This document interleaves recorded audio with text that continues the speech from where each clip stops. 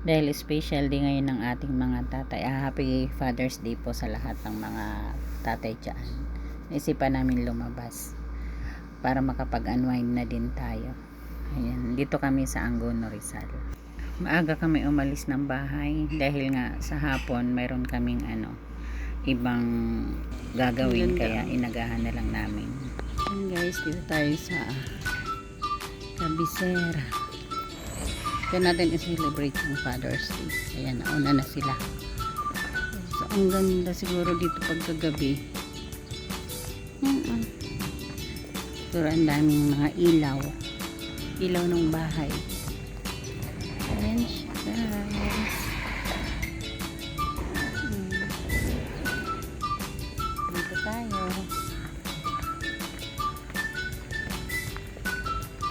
Cabecera.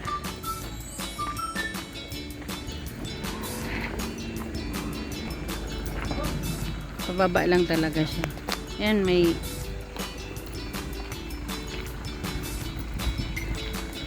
pababa siya. Ingat lang tayo pagpababa. Kaya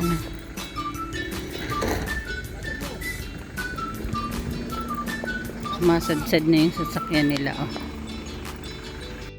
Ang dami nilang upuan, oh.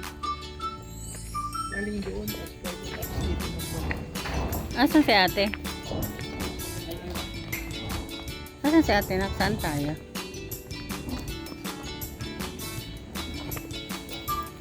Ay, ang daming bulaklak.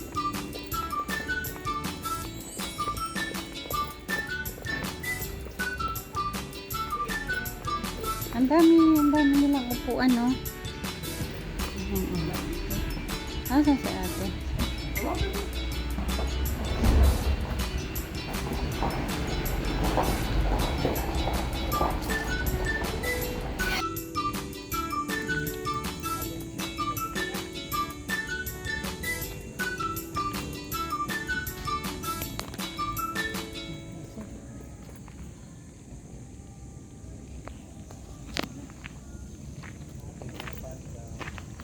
Tayo sa Cabecera. Ayun, makikita mo. Diyan daw tayo. Dito tayo.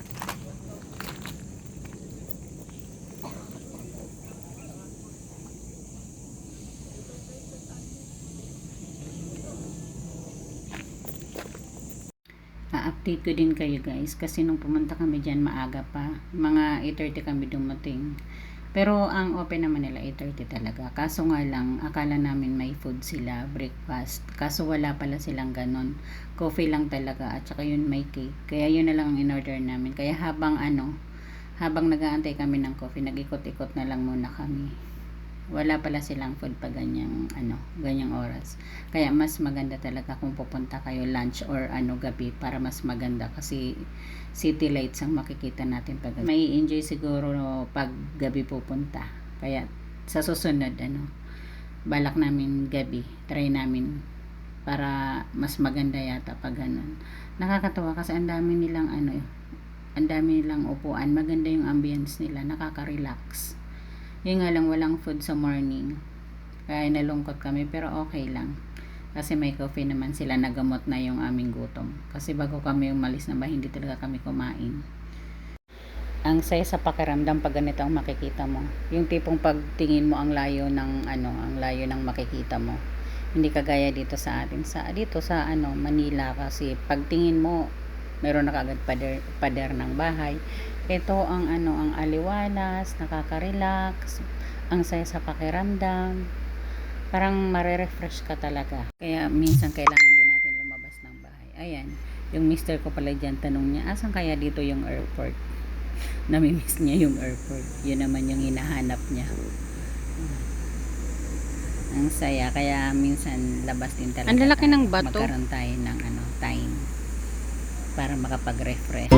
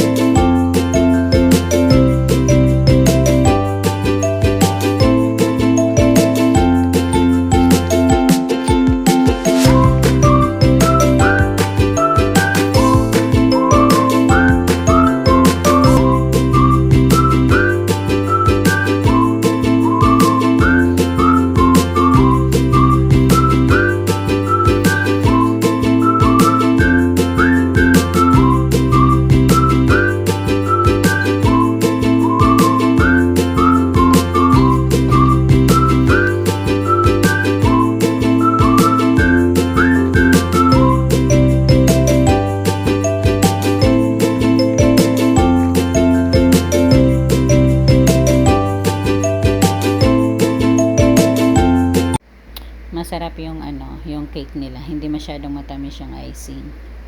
Yan lang yung order namin. Yan, makapag-almusal. Tas coffee. Ayan. Ganyan lang guys. Lasang Graham. Graham. Uy, biskop.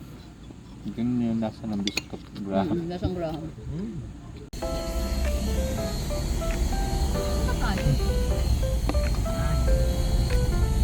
Sabi sa ito dito eh. False comfort. Nakaangat sa lupa na po. Uy, ang dami naman dito bulaklak. Nakakatuwa. Ay, umikot pala tayo. Oo. Doon lang pala yung gilid. Kaya sabi ko isang kanto lang yun. Dahil nga mga gutom kami, wala kaming breakfast. Dito kami napunta sa Kanto Freestyle. Masarap yung nila, pagkain nila. Sulit. Busog ka na sa isang order. Mas mura siya.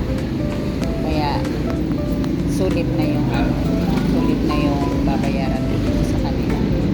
Tapos ang nakakatuwa pa, ayan yung mga menu nila, pero hindi niyo masyado mabasa. Ang nakakatuwa pa, kasi meron pa silang pa Father's Day coffee dyan. Yan lang yung aming in order.